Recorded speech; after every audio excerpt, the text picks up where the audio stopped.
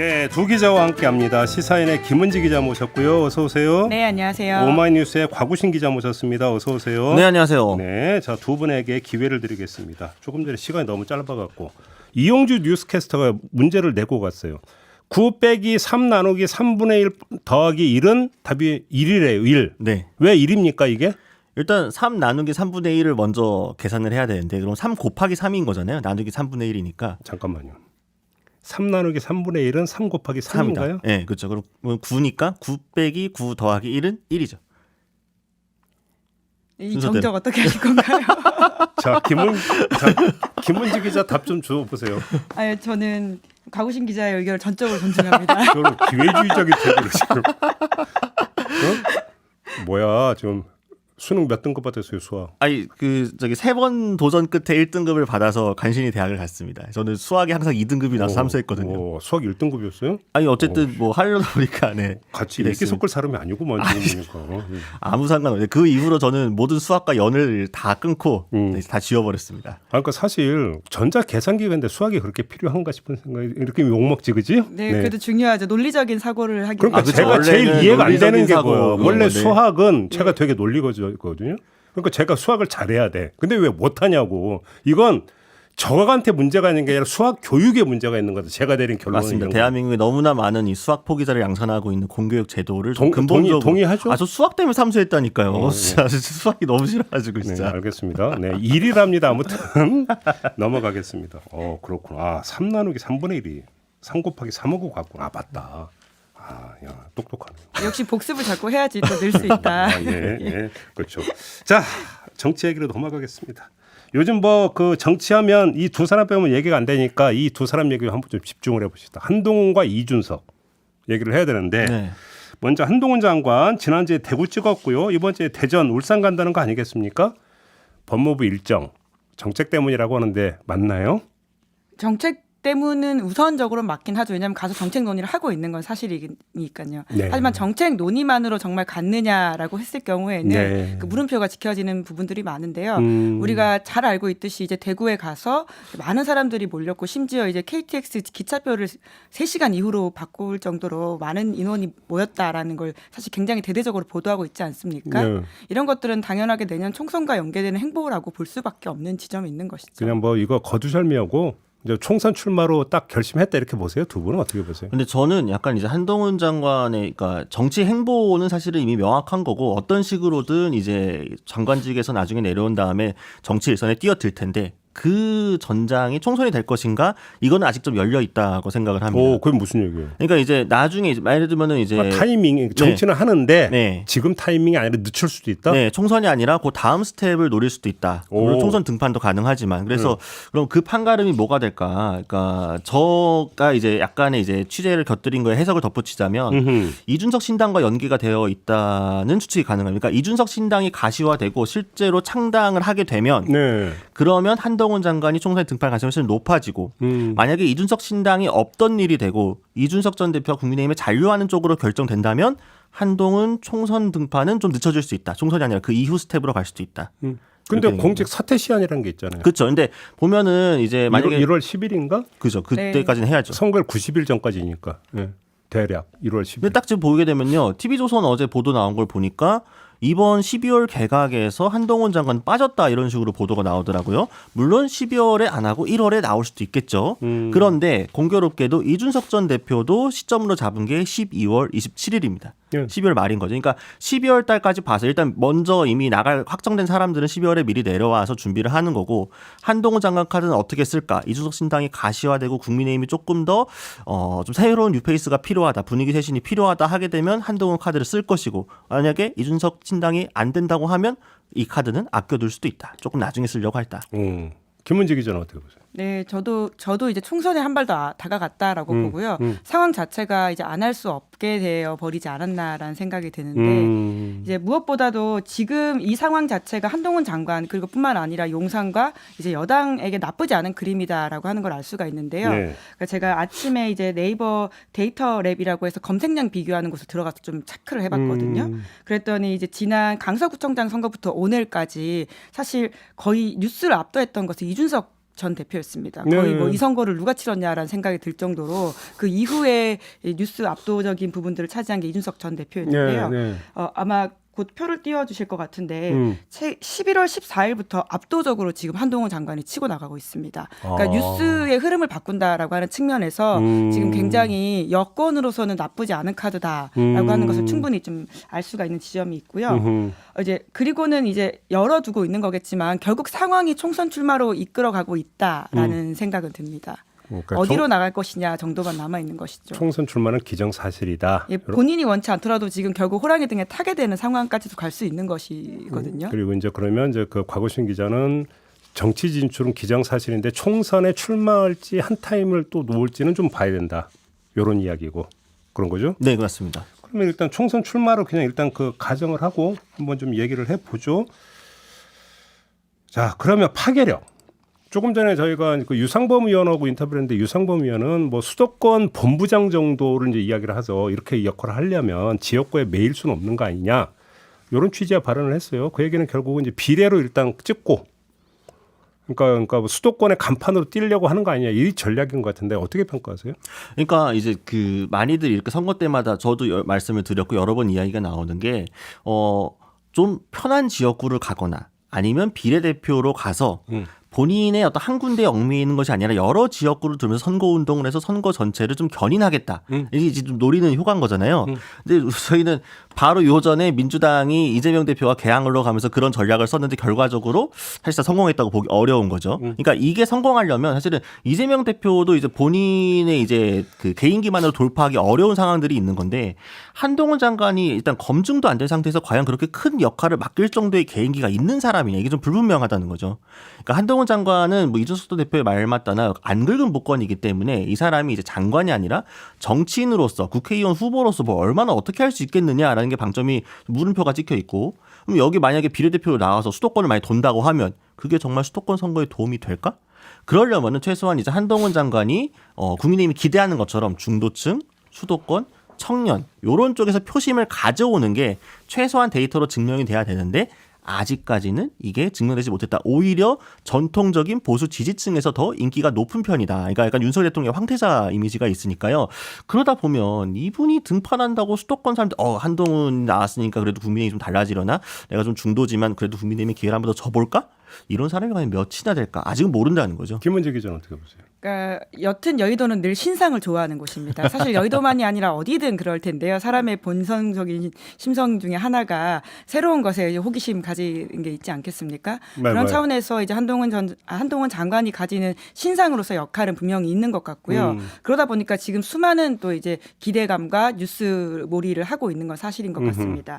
그런데 지금 당장 이제 국민의힘에서 진단하고 있는 지난 강서 선거의 패인 그리고 다음 선거를 앞두고 먼저 다져야 될 기초가 무엇이냐라고 진단을 하는 거라는 것과 연관되어 있다고 보는데요.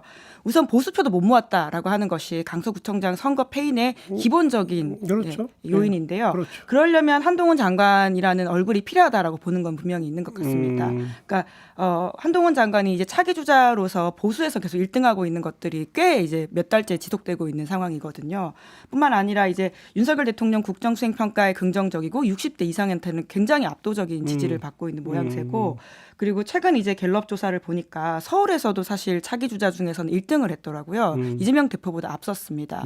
뭐 이런 것들을 봤을 경우에 이제 그 한동훈 장관이 가지고 있는 기대감 그리고 그것들을 적절하게 활용할 수 있는 상황은 분명히 맞는 것 같다라는 것이죠. 그러니까 어제 제가 JB타임즈에서 전해드린 바가 있는데 한국갤럽의 장내 정치주자 선호도 조사를 보면은 특색이 확연하게 나타나는 게 한동훈 장관의 지지세가 뭐 선호도니까 지지로 약간 다르긴 해요. 그럼에도 불구하고 그냥 뭐 이야기를 한다면 대구 경북에서는 확연하게 드러나요.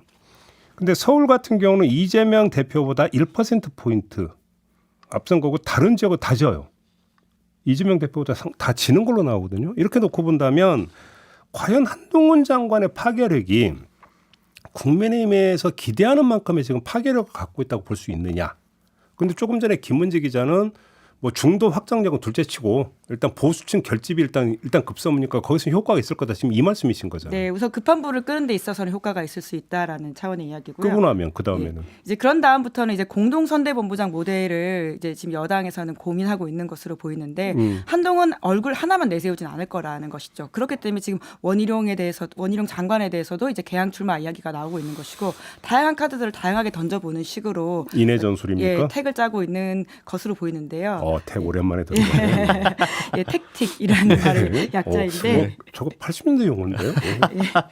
네. 예, 아까 제가 인용한 조사 이게 뭐 조사 계획 말씀드려야 되나요? 한국갤럽이고 이제 자세한 내용은 중앙여론조사심의위원회에서 중앙선거여론조사심의위원회 당황해서 홈페이지에서 이름이 확인할 수 틀렸네요. 있습니다. 네. 그 7일부터 9일까지 예. 전국의 18세 이상 남녀 1,001명을 대상으로 한 조사입니다. 네, 참고하시기 바라고요. 네, 이어가 주세요.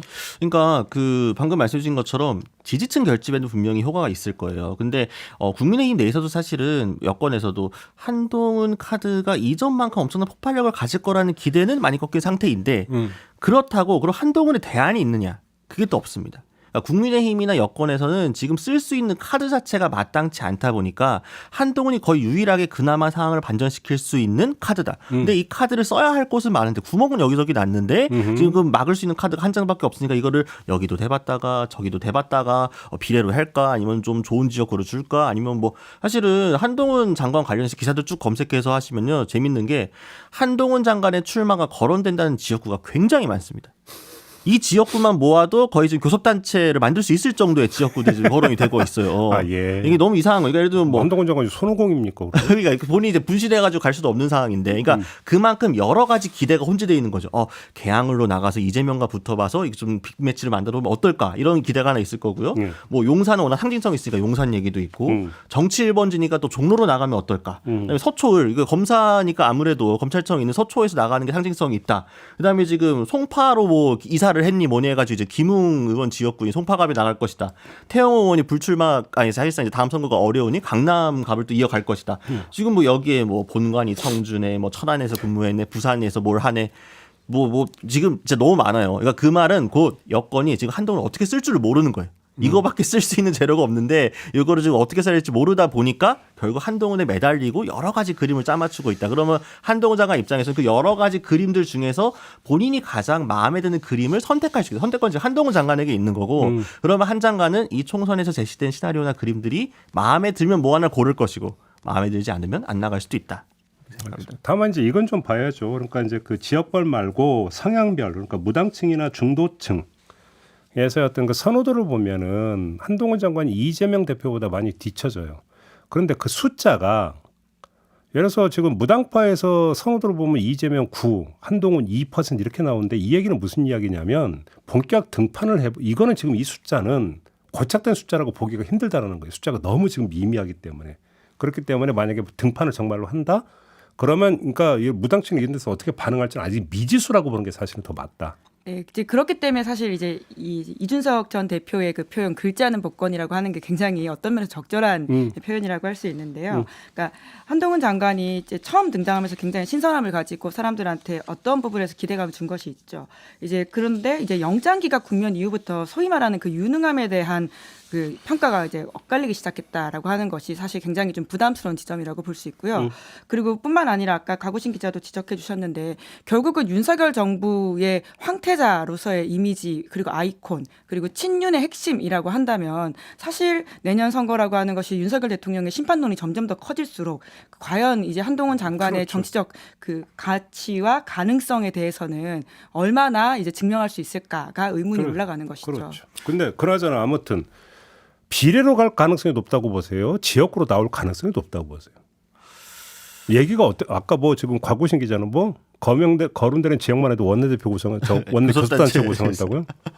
김은지 기자는 어떻게 파악하고 있어요? 저는 한동훈 장관도 모르는 상태라고 봅니다. 왜냐하면 이게 여러 변수들이 너무 동시에 작동해가지고는 결국 쳇바퀴처럼 돌아가는 상황이어서 아니 일단 그러면 빨리 이제 지역구로 갈 거면 주소를 빨리 옮겨야 되잖아요.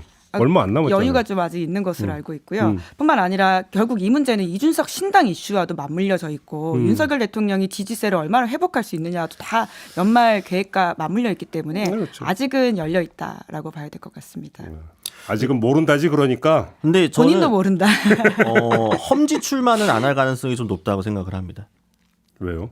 그러니까 험지 출마하기 매이기 때문에? 네, 거기에 매이게 되고 물론 이제 그 험지가 만약에 상대가 빅매치여가지고 거기서 그 지역구로 전장에 옮겨져가지고 거기서만 뜨겁게 붙는 것만으로 거기서 지역구에 생산되는 뉴스만으로 전체 선거가 막 끌리는 그런 매치가 되면 모르겠지만 보통 이제 국민의힘에서 험지가 너무 많죠. 국민의힘 입장에 수도권에 그런 어지간한 보통 험지에 가서 돌파한다고 하게 되면 국민의힘 입장에서 한동훈 카드를 여러 군데 쓸 수 없기 때문에 아마 그래도 상징성은 있지만 그래도 좀 해볼 만한 지역구 아니면 이제 비례에서 약간 좀 후순위 정도, 요 정도 노려볼 수 있겠죠. 초청받은 지역구는 하나 있잖아요.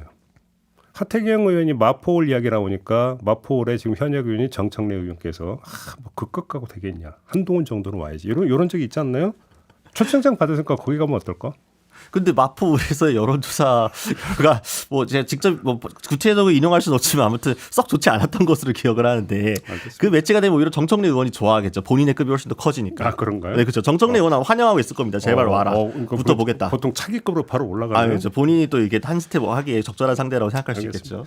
근데 지금 그 이야기 과정에서 두 분 이야기도 잠깐 나오는데 지금 최대의 관전 포인트는 한동훈 등판이 이준석 전 대표에게 어떤 영향을 미칠 것인가, 두 사람의 관계가 어떤 관계가 형성이 되는 거냐, 이게 사실 최대 관전 포인트거든요. 어떻게 진단하십니까? 이준석 전 대표가 어제 굉장히 재밌는 말을 했죠. 이제 한동훈 장관이 좀 당에 좀 개혁적인 거에 보탬이 되는 목소리를 낸다면 하태경, 이준석, 한동훈이 동지가 될 수도 있다.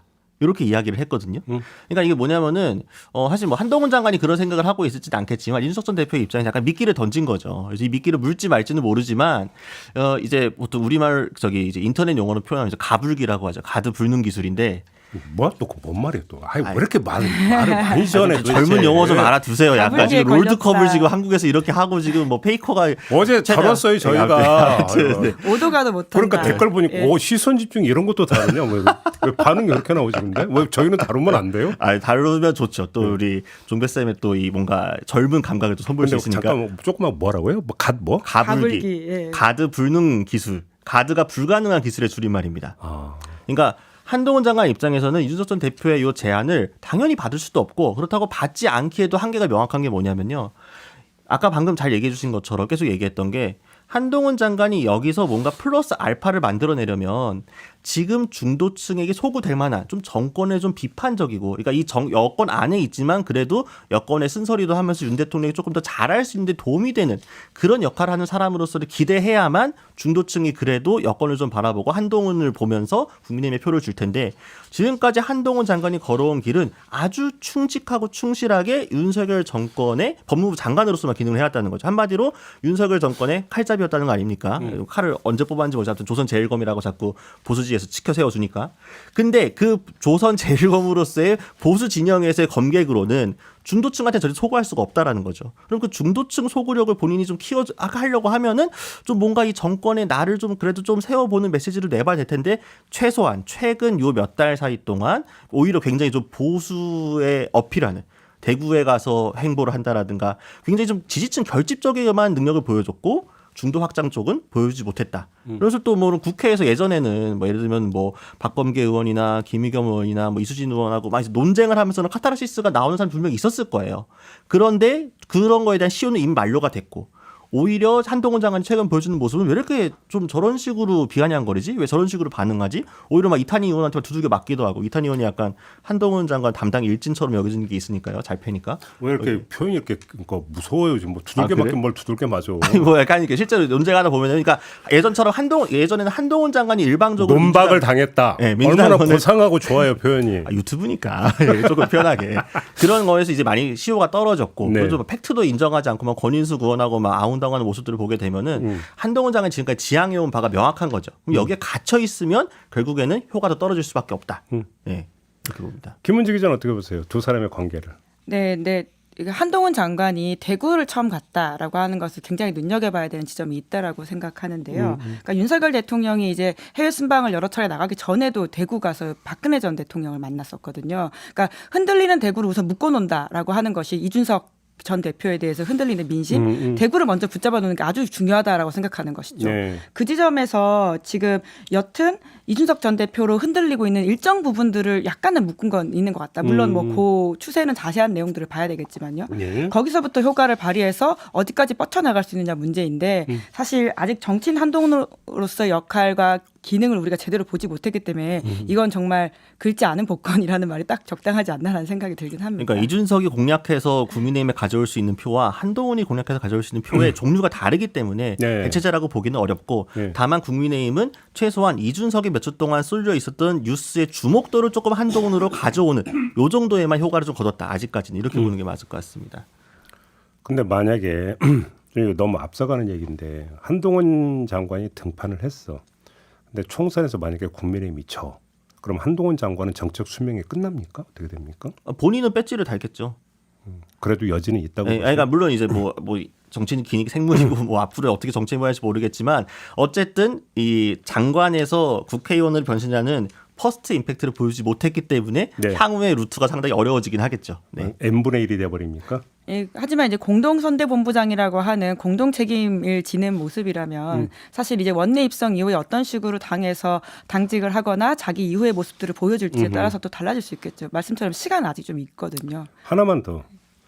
그 한동훈 장관의 세련됨과 스마트함을 여성들이 호응한다라는 어떤 이런 주장도 있던데 두 분 어떻게 파악하십니까? 여성들한테 인기가 있습니까? 그러니까 이게 사실은 약간 저는 그러니까 물론 그런 한동훈 장관의 모습을 좋아하는 여성 유권자가 당연히 있겠죠. 하지만 그것을 일반적인 여성 유권자들로 해서 보기엔 너무 어려울 것 같고요. 그러니까 그 진영 내에서 좋아하는 팬덤이 분명히 있지만 네. 그런 모습이 여심에 어필하고 사실은 여심을 공략하겠다라는 그 말 자체가 갖고 있는 프레임이 조금 약간 성차별적인 게 없지 않아 있지만 그럼에도 불구하고 저는 그 어떤 국민의힘의 기대가 투영된 바람이다.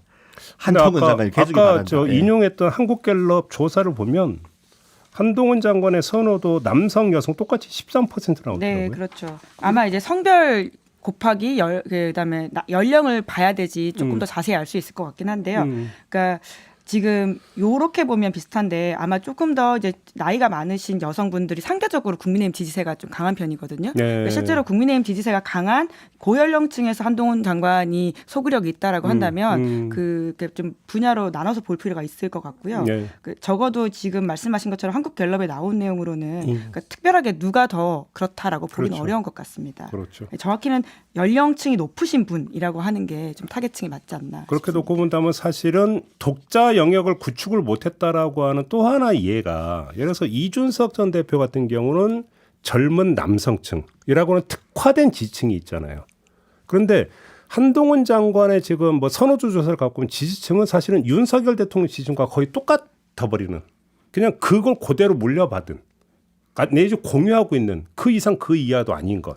그러니까 자기 지지층 말 그대로 자기 지지층이 그러니까 특화돼서 구축이 된 게 없다라는 얘기로 연결이 되는 거니까. 사실 그게 쉬운 일은 아니거든요. 자기 지지층을 확실하게 만든다라고 하는 것이 게다가 한동훈 장관이 아직 정치를 본격 뛰어든 것도 아니기 때문에 이 정도의 그러니까 뭐 차기 장래 지도자 선호도에서 이 정도 났다고 하는 것도 좀 놀랍고 눈길을 끌만한 일이긴 한데요. 네. 이제 그럼에도 불구하고 아까 말씀하신 것처럼 이준석 전 대표라든지 이재명 대표 같은 경우에는 확실한 자기 지지세의 어떤 분야들이 있습니다. 20대 남성 혹은 40대라고 하는 것들이 있는데, 그러니까 결국은 보수 본진이 어떤 선택을 하느냐의 문제로서 지금 계속 가고 있는 것이기 때문에 그렇게 봐야 되는 문제인 것 같습니다. 알겠습니다. 이번에 민주당으로 좀 가볼 텐데요. 그 현수막 문구가 논란이 됐잖아요. 근데 일단 그 전에 갤럭시 프로젝터가 뭐였어요? 그러니까 저도 이제 그 말 자체가 좀 재밌어가지고 갤럭시 프로젝트가 뭔가를 좀 알아보려고 여기저기 좀 문의를 했는데 전 휴대폰이 먼저 떠오르던데. 예, 이름의 그 장명의 이유를 정확하게 설명해 준 사람을 아직 제가 못 만나가지고 이건 아직 다음에 좀 더 취재해서 오겠습니다. 이제 다만 이제 유닛 형태로 해가지고는 다양한 요구들을 유닛 정당화하겠다라고 하는 것인데요. 그 요새 아이돌들 같은 경우에도 이제 전체가 있고 그 잘라가지고는 각자 활동을 하잖아요. 그런 식의 아이디어인 것 같은데 아직은 좀 막연한 것 같다라고 하는 것이고요. 어제 제가 이제 한 이제 의원이랑 이야기를 했었는데 똑같이 그 갤럭시 삼성 핸드폰 이야기를 하면서 이게 젊은 층한테 소구하려고 하는 프로젝트로서 이름이라면 이미 실패했다라는 식의 지적을 하면서 하는데 왜냐하면 상대적으로 지금 20, 30대 같은 경우에는 아이폰에 비해서 갤럭시에 대해서 굉장히 좀 나이든 브랜드라는 이미지를 가지고 있다는 거죠. 실제로 그것 때문에 갤럭시는 아재폰이라는 이미지가 워낙 강하죠. 젊은 층에서는. 뭐 이제 갤럭시로서 억울할 수는 있을 것 같긴 한데요. 그것 때문에 젊은 커뮤니티에서는 좀 그런 논쟁들도 꽤 있거든요. 저희 집 애들한테 제가 아이폰으로 바꿀까 그랬더니 아빠 아빠 못 써. 그냥 그거 써. 그러는데. 그게 그 얘기였어요? 아니 뭐 노력하시면 더 쓸 수 있죠. 사실은 원래 노력까지 해야 되는 건가요? 왜냐하면은 그러니까 안드로이드에 익숙하신 분들은 당연히 이제 iOS가 익숙하지 않으니까. 근데 저 처음에 아이폰 썼었어요. 처음에 스마트폰. 네. 근데 왜 이렇게 그렇게 폄하를 해요? 아니 폄하하는 게 아니라 그러지 원래 모든 사람은 환경이 바뀌면 적응이 어려우니까요. 볼에 터치해서 그러니까 통화 중단이 돼가지고. 아니, 뭐 저도 갤럭시 쓰는데 갤럭시도 그런 일이 있고 아이폰도 뭐 있을 수 있는데요. 여튼 이제 그 상대적으로 그 장명 자체에서 벌써부터 그 젊은층 공략이라고 하는 것들을 좀 섬세하게 고려하지 못한 게 아니냐라는 지적을 하는 분이 계시던데. 그러니까 갤럭시 프로젝트라고 하는 걸 당 안에 있는 사람도 이게 뭐요 이런 거죠. 그러니까 간단히 얘기를 하면 모른다 이거잖아요. 예, 그리고 지금 이제 논란이 됐던 건 현수막 문제가 있다 보니까 23일에 이재명 대표가 직접 경의선 숲길에서 프로젝트 발표하겠다고 하는 것도 무기한 연장이 된 것이거든요. 네. 아마 전반적인 자초라고 봐야 될 것 같습니다. 어떻게 그런 문구가 나올 수가 있었을까요? 그러니까 지금 민주당이 뭔가를 자꾸 만들어내려고 하는데 그게 번번이 지금 잘 안 먹히고 있다는 게 문제인 것 같아요. 단순히 이제 갤럭시 프로젝트 물론 이제 실제로 이걸 런칭을 했을 때 어떤 효과가 있을지는 뭐 지켜봐야겠지만 지금 어쨌든 첫 단추부터 좀 삐그덕거린 거고요. 그 이전을 좀 돌이켜 보면은 뭐 이제 횡재세 이슈를 던진 거. 물론 이거는 이제 뭐 아예 반응이 없는 건 아니지만 대내적인 평가를 보았을 때 지금이 과연 횡재세를 이야기하기에 적절한 타이밍인가? 그러니까 횡재세라는 아이템 요거 자체는 사실은 굉장히 토론해볼 만하고 뭐 진보적인 의제로서 가져갈 만한 거긴 한데 이것이 지금 나온 좀 설 익은 상태에서 성급하게 나온 게 아니냐라는 이 지적들이 안팎에서 나오고 있고 사실 그 뒤에 후속 조치들이 잘 안 따라가고 있고 제가 볼 때는 그 성급한 게 아니라 뒷북이에요. 왜 그러냐면 이슈에서 중요한 것은 그러니까 선점 효과라는 게 제일 중요한 건데 횡재세라고 하는 것은 어떤 맥락에서 나온 거냐면 은행의 초과 이윤. 과도한 예대 마진에 따른 초과 이윤이 부분인데 그걸 그러니까 누가 질타했습니까? 윤석열 대통령이 질타를 했어요. 그러면 그거를 어떻게 해소할 것인가의 문제에서 나오는 게 기금으로 갈 거냐, 횡재세로 도입을 이 문제이기 때문에 따라가는 거죠. 엄밀하게 얘기를 하면. 근데 이제 횡재세라는 요 워딩을 갖고 와서 툭 던졌는데 그래서 언론의 반응이라든가 그럼 여당이 여기 전장에만 참전을 해가지고 이걸 만들어야 되잖아요. 여기에 대해 사실은 아직까지는 실패하고 있다고 보는 게 맞을 것 같고 뭐 주 4.5일자 같은 경우도 사실은 이것도 이미 지난 대선 때 나온 거고 사실은 그 지난 대선에서는 심상정 정의당 후보가 오히려 요 주 4.5일자 같은 경우에 좀 적극적으로 밀었던 이게 있었죠. 그러다 보니까 이런 이슈들이 국민의힘에 대한 카운터 펀치로 제대로 먹히고 있지 않다. 그럼 왜 그런가? 지금 제가 얼마 전에 들은 얘기는 민주당 당 지도부에서 주변에 자꾸 닥달을 한다는 거예요. 국민의힘에 카운터 펀치 날려면 의제를 좀 갖고 와라. 이슈를 갖고 와라. 근데 뭔가 그런 것들이 안 만들어지니까. 그러니까 지금 민주당의 전략은 김포 우리가 뛰어들 필요 없어. 어차피 저쪽에 자중질환 일어날 거야. 이런 거잖아요. 공매도 이거 어차피 지금 군방도 주가 하락했잖아. 이것도 뭐 쟤네가 알아서 자중질환을 일으킬까. 우린 참전 안 해. 좋아요. 여당이 만든 전장에 우리가 참여하지 않음으로써 끌려가지 않을 거야. 이건 좋은데 그러면 우리가 끌고 갈 이슈를 뭐가 있을까? 이 발굴에 계속해서 연속적으로 잘 안 되고 있다. 그러다 보니까 선거를 앞두고 이걸 자꾸 만들려고 하다 보니까 자꾸 이렇게 스텝이 꼬이고 있는 거 아니냐 이런 지적이 나오고 있죠. 그렇다. 알겠습니다. 아까 JB타임즈 잠깐 얘기했는데 이낙연 전 대표 있잖아요. 총선에서의 활동 공간이 있을까요? 김은지 기자는 어떻게 보세요?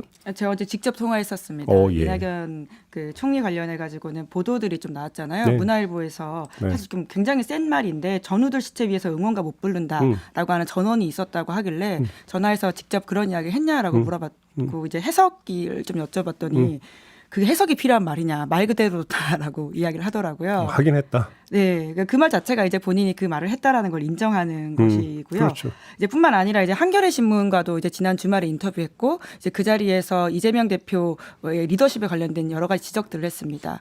그 이야기에 대해서도 물어봤더니 그러니까 한겨레 신문에서 한 말을 베이스로 해서 본인이 물방울 하나 더 얹은 건데 그 말에 더 해석이 필요하냐라는 식의 이야기를 하더라고요.